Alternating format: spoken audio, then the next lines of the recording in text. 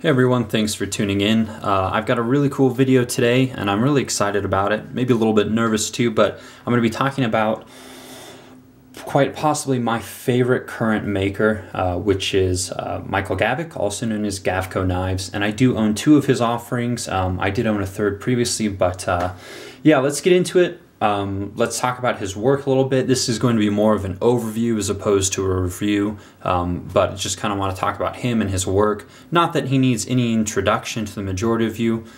He certainly has quite a few followers. There's a lot of interest in his work and a lot of people fighting over his knives. So anyways, here's what it ships with. Some of the fun gear he throws in, which are his bottle openers here. And yeah, so he's essentially a self-taught maker out of Florida, and he started making folders, I think he said about 2 years ago, and then prior to that he was a knife modifier, had a YouTube channel, did sheaths, fixed blades, and then kind of stepped it up and jumped into folding knives. So anyhow, I'll try to go into my normal format a bit, which are specs, overall impressions, and then the details or the specifics of each of the knives in general, I suppose, or of each knife. We'll see what happens. But as far as specs go, both of these knives, now these are both the Mako models, and they both have essentially a 3.75 inch blade, about a 4.5 inch handle. They both weigh around 4.5 ounces, and then the thickness in the pocket is about 0.49, 0.48 inches, depending on which one we're looking at, but fairly close in size. We do have different blade steels, S110V versus the AEBL steel.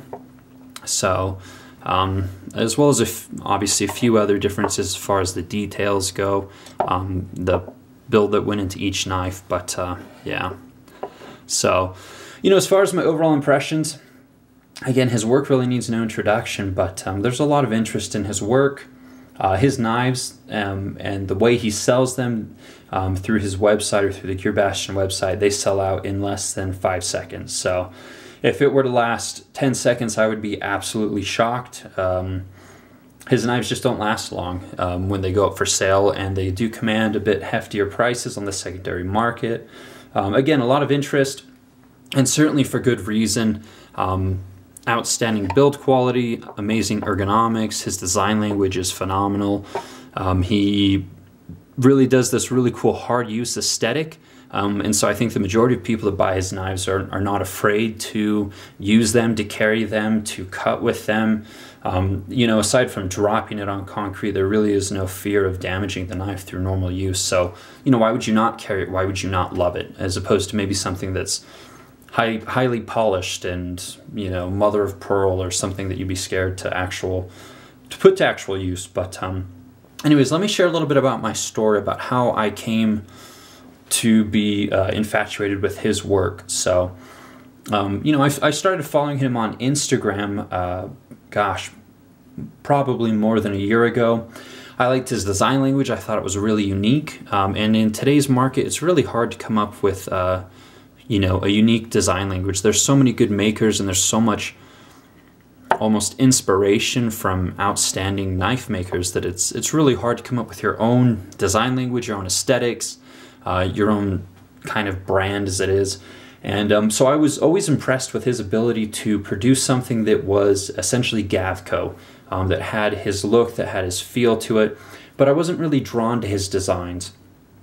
I appreciated them, but I didn't really want to buy any. And that all changed when I was at a local USN knife meet. And, a lot of knives going around the table, a lot of really cool knives.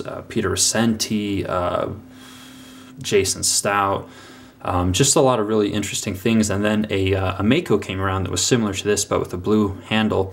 And I was like, oh, this will be cool to check out. I've always been kind of interested. And, the knife came to me, and I just started feeling it, flipping it, taking it in hand, and I went from marginal interest to absolutely obsessed in 10 seconds. And I think what really did it for me was just the amazing ergonomics of his knives. I mean, it's like it's made for your hand. Excellent cutters. I mean, just everything about his knives screams use me. So I went to Instagram, posted a picture, and all I said was, "I'm impressed." And from that point on, I was blowing up every image he posted on Instagram. I was looking at every sale that was happening. And with this particular knife, I was refreshing pretty much for the whole day. And anyone who's gone through that process knows it's quite a momentous event when you're sitting there and you're possibly competing with, at a minimum, 10 guys and a maximum 100 guys to buy one of the knives. So, you know, this one was a very emotional buy. I was refreshing all day, and then suddenly something popped up in the bottom corner. And, you know, I was trying to go and click on it as quickly as I could, you know, click the buy it button, and it felt like time had slowed down, you know. But man, when I got it, I was jumping up and down. I was so excited to have actually, you know, acquired one direct from him. This one, I was actually just sat down to use the restroom, pulled out my smartphone. Don't judge, you all do it. And I got the email that said a knife was available. Of course, I clicked on it just to see what had sold, and oddly enough, it was still available. I paused for like 2 seconds. I clicked buy it now, and I was the first person in line. So I have no idea what happened with this one. His knives, when the email goes out that something's available, chances are it's already sold because someone's been sitting there refreshing for hours, the entire day, who knows. So, you know, let's talk about his acquisition or his selling process. So, Mike essentially produces what he wants to, and then he will put it up for sale on the Gear Bastion website. And there's some cool things about that. There's some pros and there's some cons. The pros are that essentially he gets to make whatever he wants. You know, he's not tied into someone else's vision or making the same knife over and over again for other people, which is something that quite a few makers have told me is quite boring and quite monotonous when you just have everyone requesting the same knife over and over again. So it lets him be creative, it lets him explore his design language, and essentially every knife is a one-off. I mean, these two are both Makos, but they're completely different. So he does start out with the water jet of the basic frame shape, and so these at one time were the same, you know, the same basic cutout from the water jet, and I mean, they look nothing alike. The handles, blade shape as well, look nothing alike. A modified Warney is kind of the quintessential Mako look for me, and then this modified drop point is very cool as well. So anyways, the cons to the way he sells is that you cannot get on books, you cannot request a specific build, it just doesn't happen.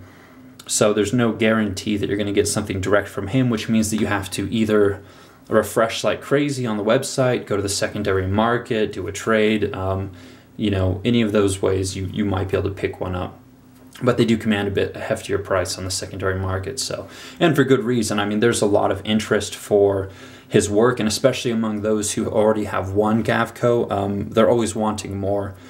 So, I mean, if you see two Makos right here, you might think that's crazy, he's got two. There are guys who have like 10, 12, 15, or maybe even close to 20, and not all of them are on Instagram. So, certainly a lot of fans of his work, and you know, there's some very impressive collections out there. But anyways, so he doesn't consider his knives custom made, since he says that he makes what he wants to and he's not taking custom orders from customers. He doesn't consider his knives custom knives. And that's really semantics, but they're certainly handmade. They're all very well made. Again, excellent ergonomics. Just fits the hand, great lockup, nice and smooth. Solid deployment on both of these. I love the noise this one makes. So, anyways, he does put some really cool file work into some of his back spacers. This one has a ruby inlay, a synthetic ruby. This one's just kind of bare bones, as it were. It's called a concealed carry model. Very smooth, very sleek. Nice gold anodizing with some blue, but centering is of course perfect on both of these. And flipping is the primary opening method, but you do have this kind of hole here and you can use your middle finger. Yeah, Mike always makes it look super easy in his videos. Sometimes it is, sometimes it is not, but it's a reliable way to do it if you've got a strong middle finger, I guess. So, Alright, so again, some of my favorite things are certainly a hard use aesthetic.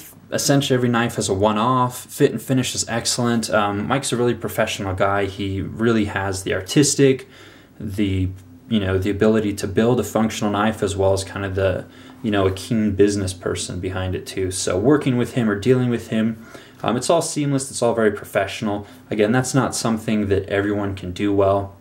And his designs, they continue to evolve.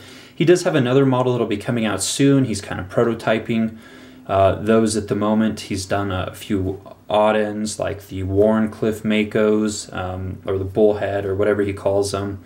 And then there is another collaboration coming out with Ferrum Forge that I am really, really excited for. So it is, well, I don't really know how to describe it, but there are going to be 4 variations, 2 different handle patterns, and 2 different blade shapes. Basically, one of the blades will have a choil, which the Ferrum Forge guys prefer, and Mike does not like choil, so his will not have the choil, and then the 2 different handle patterns. So I'm sure the Ferrum Forge guys will be doing a couple one-offs, some modding work, and then Mike will too if you want to pay him to do it. But I'm really excited for that collaboration. That is going to be epic. So yeah, so I guess that's pretty much it. Again, most of you are already aware of his work. I just wanted to show you these 2 pieces that I have been able to acquire, and as soon as that Ferrum Forge one comes out, then I will have a 3rd. I did have a Flipper 2.0, which was some of his older work. Still beautiful piece, exceptional. Fit and finish has improved a bit though, as far as like the lockup and lockup strength on these newer ones. So, he's continuing to progress. And I really like the way that he's taking his design. So I'm just really stoked to have these 2. Hope you guys enjoyed watching the video. Again, if you're watching my videos, you probably already know of Mike and his work. So if you want to acquire one, you got to be ready to pay secondary market prices or be quick with the F5. So anyways, guys, thanks for watching. If you like the video, be sure to click the like button and subscribe. And then you can always follow me on Instagram under the same tag, Epic Snuggle Bunny. Take care.